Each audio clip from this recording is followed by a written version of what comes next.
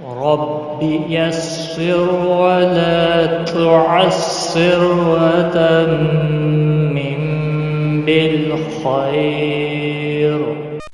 الحمد لله وكفى والصلاة والسلام على عباده الذين اصطفى أما بعد فقد قال الله تعالى في القرآن المجيد أعوذ بالله من الشيطان الرجيم بسم الله الرحمن الرحيم ولقد يسرنا القرآن للذكر فهل من مدكر صدق الله العظيم. ناظرین السلام علیکم ورحمۃ اللہ وبرکاتہ. تیسری کلاس لے کر ہم آپ کی خدمت میں حاضر ہیں. صوم کلمہ تمجید زیادہ وقت نہ لیتے ہوئے اللہ تعالیٰ سے دعا کرتے ہیں کہ ہمیں صحیح کہنے اور اس پر عمل کرنے کی توفیق عطا فرمائے. ناظرین آئیے شروع کرتے ہیں. تجوید اور مخارج کے ساتھ آج ہم جاننے کی کوشش کریں گے کہ جو کلمہ ہم پڑھتے ہیں آیا وہ کتنا درست پڑھتے ہیں. ناظرین اگر آپ کو کسی قاعدے میں کوئی فرق یا کوئی اور چیز جو بھی آپ کو نظر آئے کہ یہ درست نہیں ہے پلیز آپ کمنٹ کیجئے اور ہمارا چینل سبسکرائب کیجئے اور کمنٹ کیجئے. جہاں پر سمجھ نہ آئے انشاءاللہ ہم اس کا جواب دینے کی کوشش کریں گے. تو آئیے شروع کرتے ہیں. بسم اللہ الرحمن الرحیم. سب سے پہلے یہاں پر سبحان کا لفظ جو آیا ہے سبحان سین، یعنی میں آپ کو تھوڑا بتا دوں یہاں پر میں نے لکھے ہوئے ہیں حروف صفیریہ میں سے ہیں زا، سین اور صاد. تو جب بھی یہ زا آ جائے تھوڑا سختی کے ساتھ نکلتا ہے اور یہاں پر جو زال ہے یہ نرمی کے ساتھ ادا ہوتا ہے. زا اور زال، سین، صاد، یہ حروف صفیریہ کے 3 حرف ہم نے لکھے ہوئے ہیں یہاں پر. تو صبح، صبح با اور قلقلہ ہوگا. ہم نے ناظرین پچھلی ویڈیو میں بھی آپ کو بتایا تھا کہ حروف قلقلہ 5 ہیں: قاف، طا، با، جیم، دال. اور یہاں پر با آیا ہے اس لیے جب یہ ساکن صبح با پہ قلقلہ ہوگا. صبح ہا ہلکی ہے، حروف ہلکی 6 ہیں. ہم نے آپ کو پچھلی ویڈیو میں بھی بتایا ہے ہا وسط حلق والا ہے. سبحان اللہ اسم جلالہ کا نام. دیکھو ہم نے پہلی اور دوسری ویڈیو میں بھی آپ کو بتایا تھا جہاں پر بھی آئے تو اس کے پچھلے حرف کو دیکھا جاتا ہے آیا اس کے اوپر زبر ہے یا پیش ہے تو پر پڑھیں گے. اگر زیر ہے تو اس صورت میں باریک پڑھا جائے گا. تو اس کی مثال ناظرین یہاں پر ہے سبحان اللہ، یہاں پر ہے باللہ. تو یہاں باریک لفظ اللہ کا لام باریک ہوگا اور یہاں پر موٹی آواز میں پڑھا جائے گا سبحان اللہ. اور ہا جو ہے غول ہا ہے اس لیے نرمی کے ساتھ ادا ہوگا انتہائی حلق سے یعنی چھاتی کی طرف سے ہوا کو خارج کرتے ہوئے. والحمد للہ اسم جلالہ کا لام یہاں پر بھی باریک ہوگا کیونکہ پچھلے حرف کے نیچے لام کے نیچے زیر ہے اور یہاں پر زبر ہے. یہاں موٹا پڑا جائے گا، یہاں باریک ہوگا. والحمد للہ، ہم ہا ہلکی ہے، میم ساکن ہے. والحمد للہ ولا الہ، اور لام زبر لا اور آگے الف ہے. الف مدہ کہلائے گا. جب الف خالی ہو تو پچھلے حرف کے اوپر زبر ہو تو الف مدہ کہلاتا ہے. اس کے بعد جب بشکل حمزہ بشکل جب الف ہوگا تو وہاں پر مد منفصل لگتی ہے یعنی درمیانی مد. تو وہاں پر آپ کو ناظرین ہم نے پچھلی ویڈیو میں بھی بتایا تھا کہ وہاں پر جو قاعدہ ہوتا ہے اس کا کھینچنے کا وہ 4 الف کے برابر ہوتا ہے، اور حروف مد کا قاعدہ ہوتا ہے وہ 2 الف کے برابر کھینچا جاتا ہے۔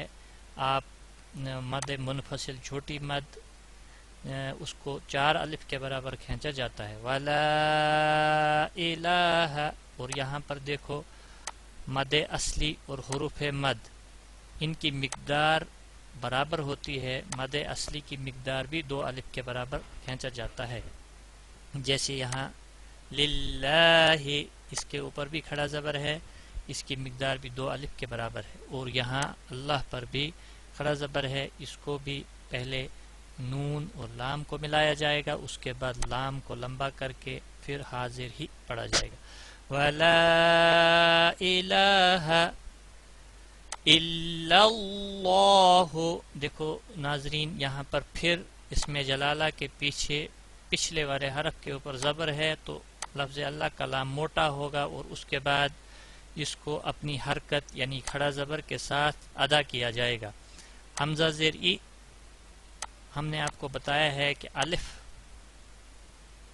جب خالی ہوتا ہے وہ مد کے ساتھ آتا ہے، الف مدہ کہلاتا ہے، اور جب اس کے اوپر حرکت آتی ہے، یہ زیر آتی ہے یا اس کے اوپر زبر یا پیش آتا ہے یا اس کے اوپر جزم آتی ہے، پھر یہ الف نہیں پڑھا جاتا ہے، یہ حمزہ پڑھا جاتا ہے، حمزہ زیر ای، اس لیے ہم نے اس کے نیچے حمزہ دیا ہوا ہے، حمزہ زیر ای، حمزہ لام زیر ال، لام زبر لا، الا، اور پھر لام کے زبر کو اللہ کے لام کے ساتھ ملانا ہے، الا اللہ، اور اللہ لفظ اللہ کا لام موٹا ہوگا، الا اللہ، واللہ اکبر، واللہ اکبر، واللہ اکبر، واللہ، اور یہاں پر بھی اسم جلالہ کا نام آیا ہوا ہے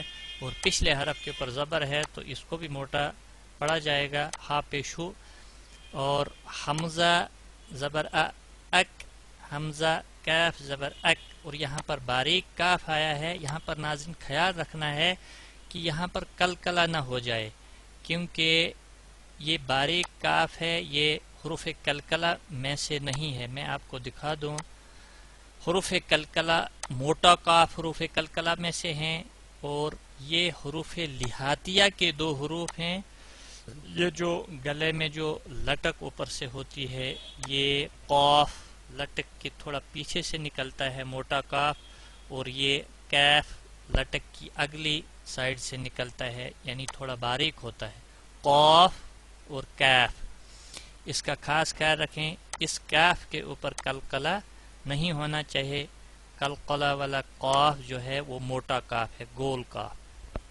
جو گول جس کی شیپ ہے۔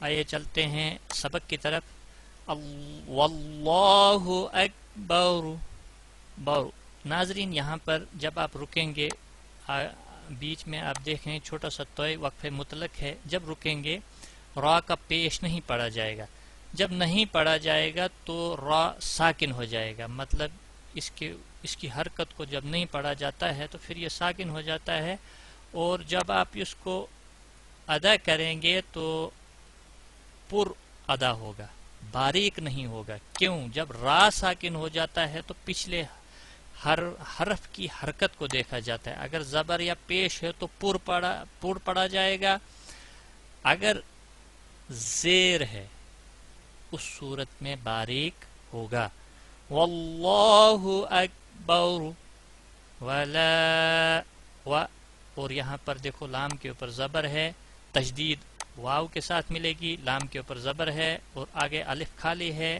یعنی الف مدہ کہلائے گا، 2 الف کے برابر کھینچنا ہے، واللہ، ولا حول، ہا ہلکی ہے اور یہاں پر خاص خیال رکھنا ہے دو چشمی ہا نہ نکل جائے، حول، حول، اور یہاں پر ایک اور قاعدہ ہے ناظرین وہ بھی ہم آپ کو بتا دیں گے، غالباً ہم نے یہاں پر وہ لکھے نہیں ہیں میں لکھتا ہوں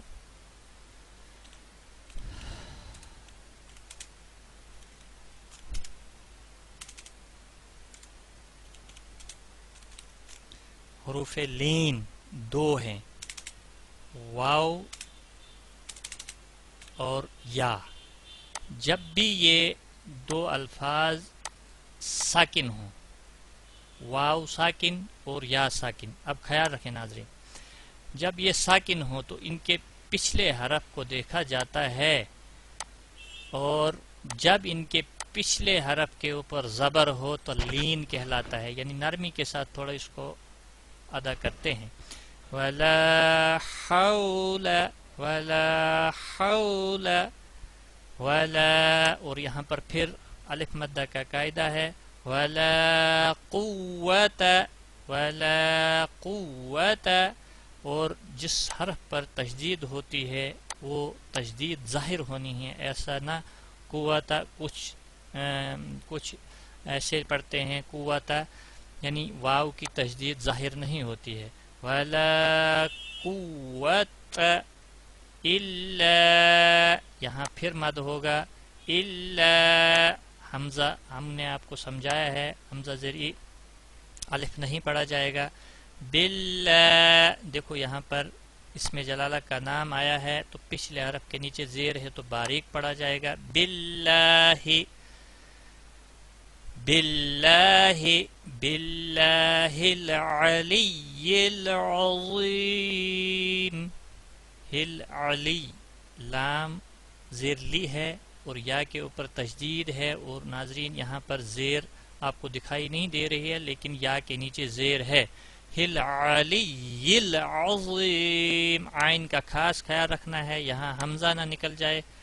یہ وسط حلق والا ہے، عین اور ہا، یہ دونوں حروف جو ہیں وسط حلق والے ہیں، ہا اور عین.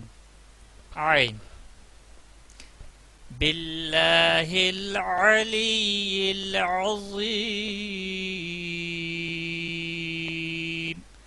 ناظرین آپ دیکھتے ہیں کہ یہاں میں نے بہت لمبا کیا کیونکہ جب میں وقف یہاں پر کروں گا تو یہاں خیال رکھنا یہاں مد آیا ہوا ہے، یا مدہ کا قاعدہ، یا ساکن ہے اور پچھلے حرف کے نیچے زیر ہے جو ہم نے آپ کو یہاں پر پڑھایا ہوا ہے.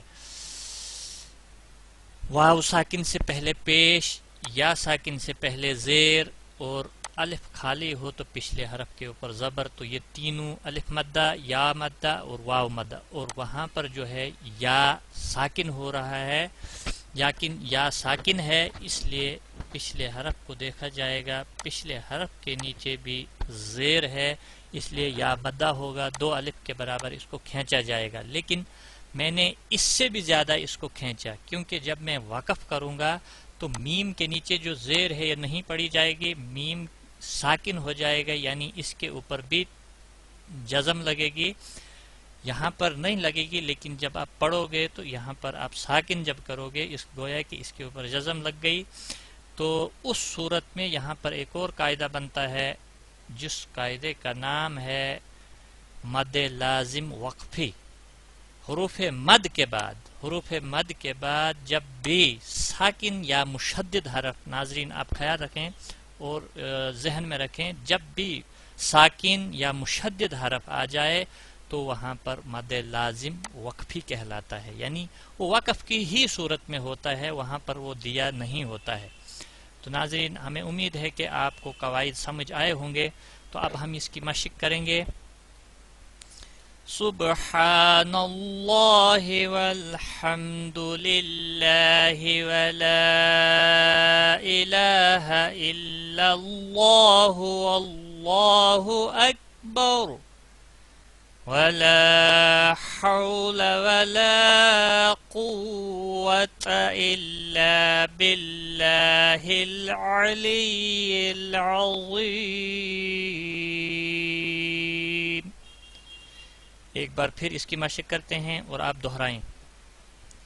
سبحان اللہ والحمد للہ ولا الہ الا اللہ واللہ اکبر ولا حول ولا قوة إلا بالله العلي العظيم.